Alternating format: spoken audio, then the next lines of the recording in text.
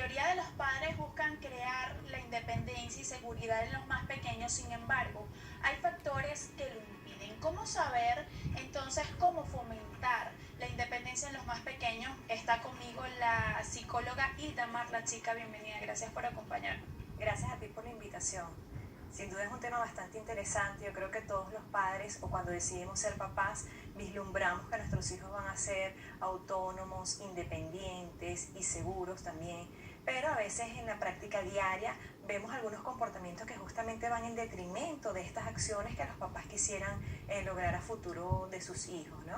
Entonces creo que debemos estar como bastante alertas de qué es lo que estamos haciendo hoy día los padres de este siglo, que casualmente me he conseguido en consulta, que he visto que los papás, por ejemplo, no dejan que los hijos experimenten algunas cosas por su propia cuenta, porque somos nosotros quienes justamente no estamos confiando en las capacidades de los más pequeños de la casa.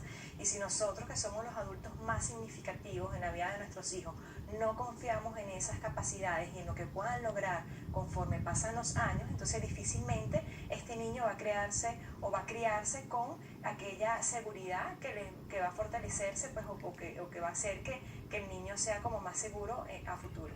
¿Cuáles serían esos hábitos entonces o esas acciones que impiden la independencia y la seguridad en los más pequeños? Okay, cuando un papá, por ejemplo, comunica, tú no puedes hacer esto, ven que yo te lo hago, hacer las cosas por nuestros hijos, por ejemplo, es un detractor de que los papás no estamos confiando justamente en la capacidad de nuestro pequeño.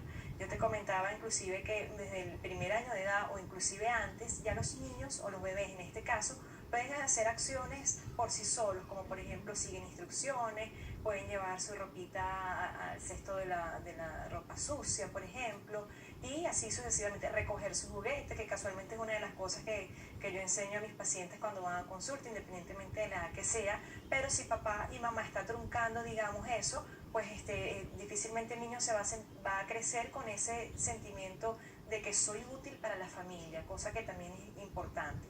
Otra cosa que he visto es cuando socorremos al niño tan demasiado o con demasiada prontitud, sin impidiendo en este caso que el niño, por ejemplo, se caiga. O sea, yo he visto que hoy día hay niños que no experimentan la sensación de caerse, la sensación de derrota, que a veces es sumamente, a veces no, siempre es fundamental, porque la vida finalmente no es lo más justa que queremos, la vida es muy injusta, la vida es muy pesada, y a veces no equipamos emocionalmente a nuestros hijos para eso. Entonces socorrerlo, no esperar que cometan sus propios errores, es fundamental.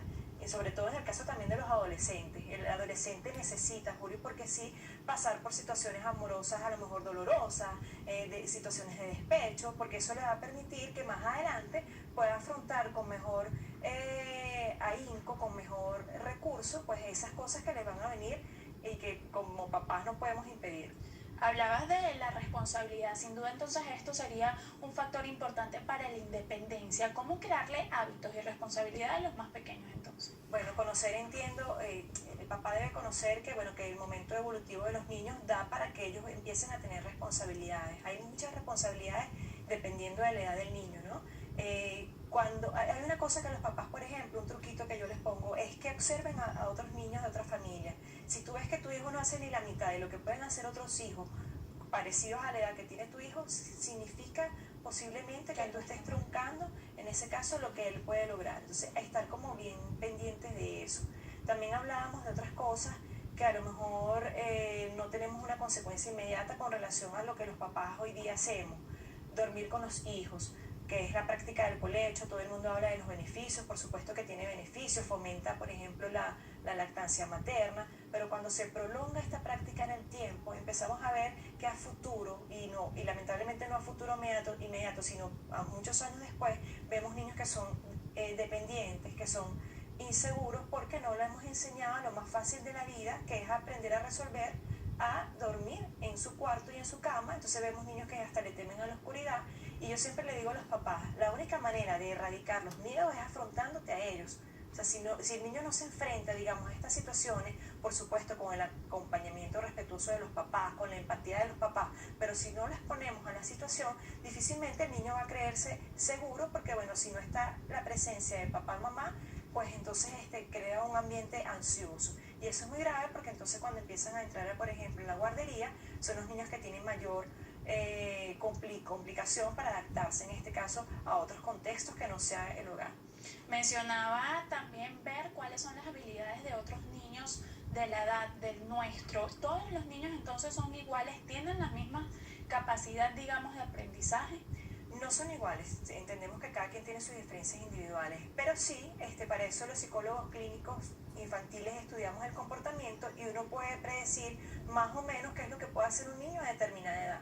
Entonces, un patrón, digamos, de comparación que pueden tener aquellos papás para librarse un poco de sus miedos y de esa angustia es ver, oye, ha pasado. Yo he tenido niños de 6, 7 años en la consulta donde no se saben amarrar un zapato y no obedece a que tengan alguna dificultad motora, por ejemplo, pero es porque el papá nunca lo expuso al niño a que, mira, vamos a aprenderte a amarrar el zapato. Entonces, si tú ves que otros niños de esas edades tienen esas conductas de autonomía, sería bien importante que nos revisemos un poquito como papá, a ver si somos nosotros quienes justamente estamos frenando ese desarrollo. Hoy día estamos presentando, digamos, medidas disciplinarias o modelos de crianza que tienen que ver más hacia la sobreprotección, y eso es sumamente grave. Si bien se entiende porque en el pasado hubo un exceso hubo mucho autoritarismo, ahora estamos pasando al otro extremo, que es la sobreprotección, y nos estamos olvidando de que hay medias tintas, de que hay un punto medio donde ambos aspectos, tanto la sobreprotección y el autoritarismo, ejercen un poder dañino sobre nuestros hijos. Entonces, la sobreprotección equivale a maltratar a un niño, es lo mismo, como si lo estuvieras golpeando, como si lo estuvieras abandonando, porque no estás confiando en sus recursos. Bien, es momento de hacer nuestra segunda pausa, que es Noticias Globovisión Salud. De regreso quisiera que conversáramos entonces cómo fomentar realmente, cuáles son esas pautas para fomentar la independencia en los más pequeños. Usted puede realizar todas sus dudas y sugerencias a través de nuestra cuenta en la red social Twitter, salud-gb. Ya venimos con más. Globovisión Salud.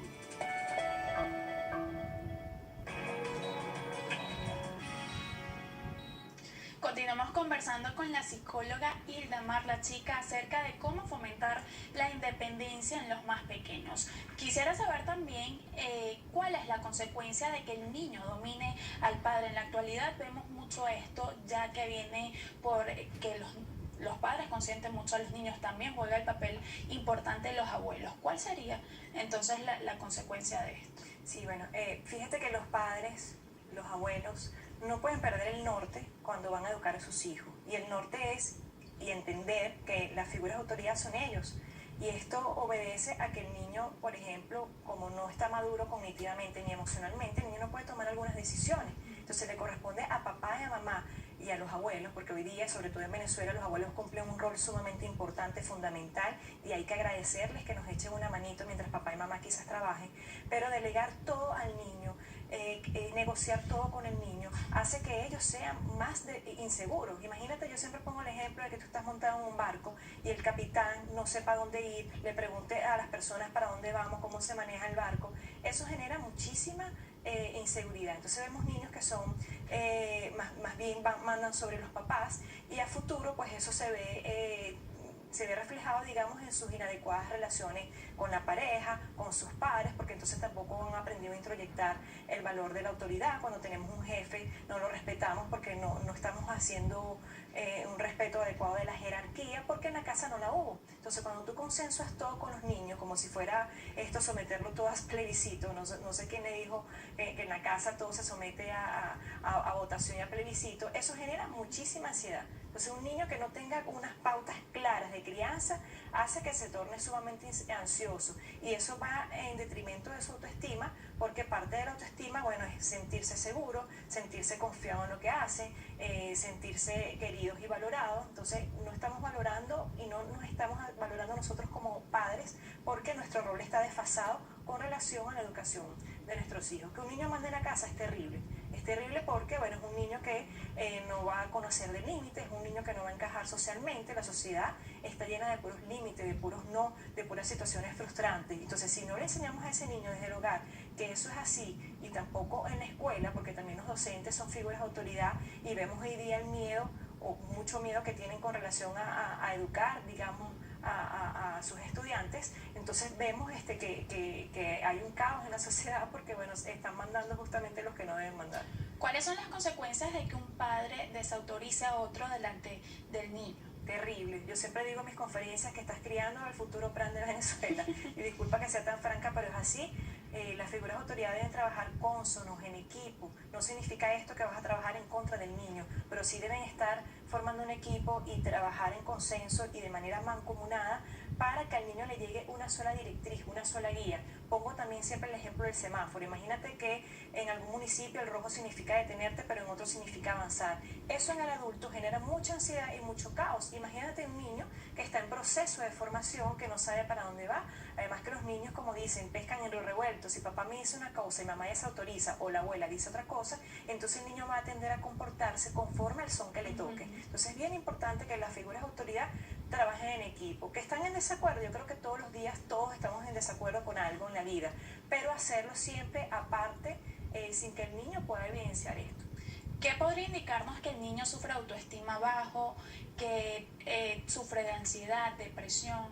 Bien, por ejemplo, que el niño constantemente requiera la aprobación cuando hace cualquier cosa, es un indicativo de que, bueno, de que te muestras inseguro, de que no estás confiando en tu capacidad para rendir académicamente o en otro contexto, ¿no? Entonces, eso, por ejemplo, es un indicador. Niños deprimidos, bueno, que cesen, por ejemplo, sus actividades diarias, un niño que no quiere ir a la escuela, un niño que no quiera comer, un niño que no quiera dormir, ¿okay? Pero todo eso los papás deben estar como bien atentos porque mucho de estos comportamientos de los niños viene dado por cómo son los papás. Un papá que, por ejemplo, también sea ansioso, tenga conductas depresivas, no puede esperar que su hijo fomente otra cosa en sus primeros años de vida.